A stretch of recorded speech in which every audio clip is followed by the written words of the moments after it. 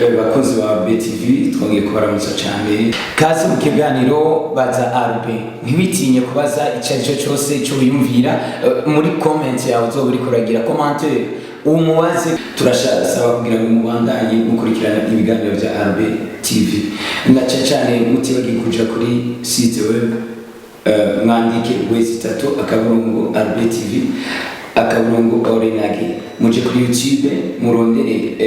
hajya muri recherche mwandike mu ijambo RB TV kugira ngo mubandanye mukurikirana byinshi bishasha tudahengeshanya kubaronderera mutari muzi kugira ngo mubandanye muhabwa inyisho y'ibibazo byabo nkuko bisanzwe bagendeye ubwira kandi umuhanuzi adasanzwe umuhanuzi w'amahanga mu Kigobe imbere yuko tugira icyo tumubajije banzugire subscribe aho nyene ucugira j'aime hangire comment hangire partage kugira ngo musangire n'abandi tudatevye duce tugaruka kugira ngo mubandanye mushira kwijisho cyane kugira ngo tuvugane n'umuntu w'Imana umuhanuzi w'amahanga adasanzwe ku nkuru twagiye mwagiye mudusaba kugira ngo dushobore kubatohoreza turabamukije bakozi b'Imana ndabaramukije yego twongeye kubagendera turabona ko byinshi byagiye bihinduka nubwo hari byinshi twenda twumva mumeze neza cyane ego turashima ego hari abanywanyi benshi bagenda batandukanye bagiye badutuma murazi ko turi ijisho ryabo kugira ngo tubabarize ku bibazo bigenda bitandukanye muratwemera ko muza kubaha umuco utomoye ego okay abanywanyi ba RB TV bandanya mugira subscribe hanyuma mugire comments j'aime na partage mubandanye mukurikirana byinshi Prophète Donation tuje kubabaza ikibazo gikurikira ku kintu kijanye n'indwara zitandukanye nyinshi zidakira hariho ikibazo cyane benshi bakunze kwiyumvira kandi bamaze gushira mu mutwe ko indwara ya sida idashobora gukira kikaba mbega hano twagiye tubona intare zitandukanye zigenda zivuga ati twe twarakize ubwandu bwa sida mbega mushobora guha umuco abariko baradukurikirana kuri ku rubuga rwa internet tubaciye kuri RB TV ego murakoze cyane n'ivyo nkuko bivuze twebwe hano tuvuga izo ndwara y'abasida y'abakanseri y'abadiyabete y'abahypertension tuvuga yuko ari amazi ni ikintu cyoroshe si uwa mbere si umwe si babiri si batatu bamaze gukira ni benshi cyane amazina yabo sinayakubwira hano ariko tuvuga mu Burundi ntabwo tubona benshi ni ikimenyetso cy'uko ntabahari kuko iyo baba bahari baba bazi n'abari mu mahanga muranyemerera ndabagire ko nimero abari mu mahanga barashobora kugutelefona kuri WhatsApp bafite icyo kibazo bafite diabete hypertension ego hypertension cyangwa sida amafyigo n'iki kanseri ni kuri plus 257 75 128 000 abo bashobora kugutelefona ariko ngaho nibyo ndiko ndavugana n'abo bantu ni ikintu cyiza cyane uje no mu bihe byiza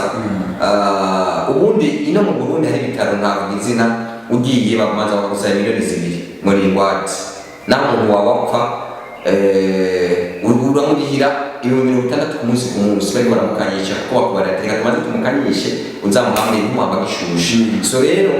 natwe hano uza kutelefona hano bitwa mu bitaro mu rushengero rwa hano mu bitaro twatanze ishurirwa turabarira mu nzu y'Imana hari amabaga 12 mu bitaro kuko ni gusa ugakirira 2 mu Uganda ahantu ufi y'umunyengo sombi ugahinduka umunyengo nziza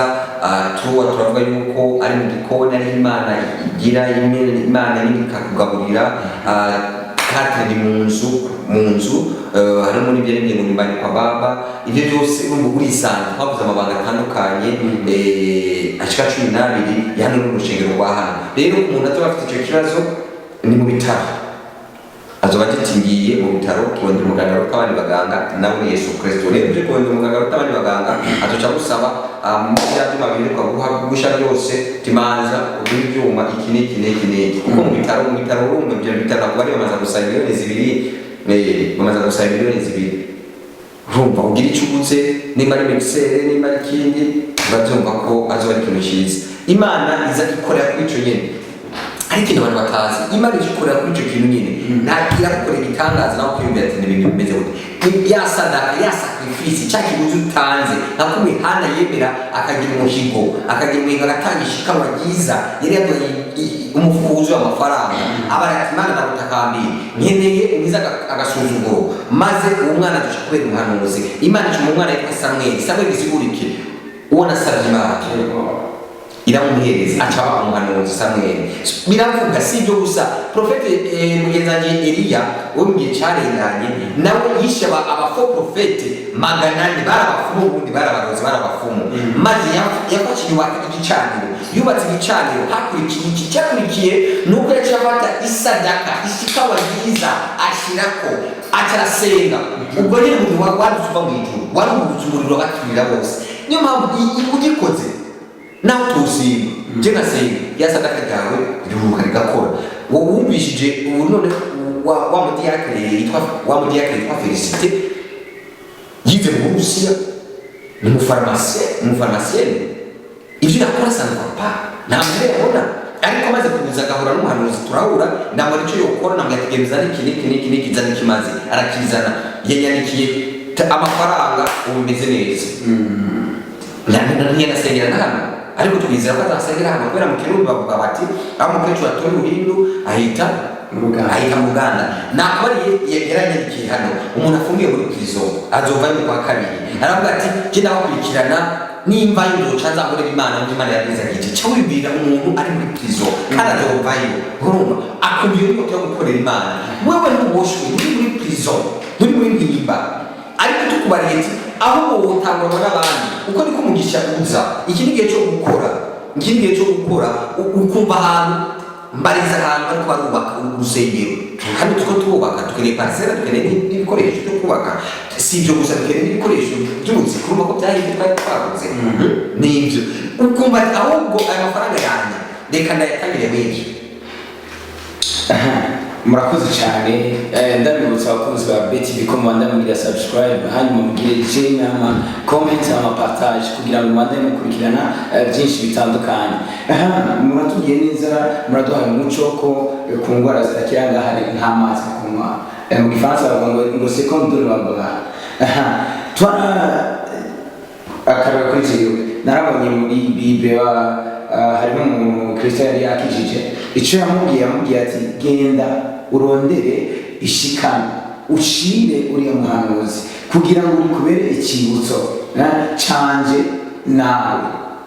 Yashimye umuhanuzi ntabwo yashiriye ubundi muntu. Namwe muvuga muti nabujya twe dufite ikibazo cy'ibikoresho byaramaze gusha, icyo turakigaruka ko ati wewe ugize tombora nimba ugwaye hama ndagutuma iki,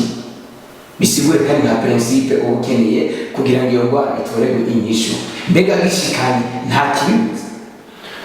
Ndamaze kubivuga kuko hari abenshi bagambiriye bafise ibibazo bitandukanye bavuga bati je nta nubwo ubuntu byinshi nocanzana muganga abona ko nkize. Namaze kubivuga nakubariye akarorero ka Hana. Hana yashaka umwana kubera yanga kubera amasere, mbega no kutabyara ntacakirimo. So Bibiliya iravuga yuko Imana yari yabuze ibijinda kuzima, yari sterile, yari ngumba. Ariko mugenzi we ubasanga umugabo akabyara kuva mukekeza ati wewe ujya bibuka utuzuriza wese utuzuriza toilette ntacyo maze ntiyasinzira maze aratakamba arondera umufuko w'amafaranga nk'uko abantu baba bafite ikibazo cyo gusama no kubyara hana kandi gatoyi. Gusama kwa muganga wakora miliyoni 2. Ndakora Tanzania miliyoni 2. Uzana nibe uzana amafaranga. Kuko uzana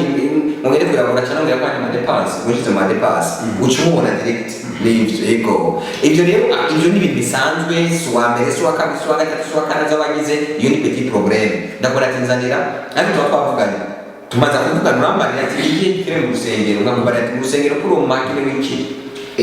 ukiza na muntu ugize n'utse iyo ni principe rero biranagwa yakaroro ka Hana ni automatique. None Imana yacimwa abo batatu n'abakobwa babiri ikamushungikira amazi safe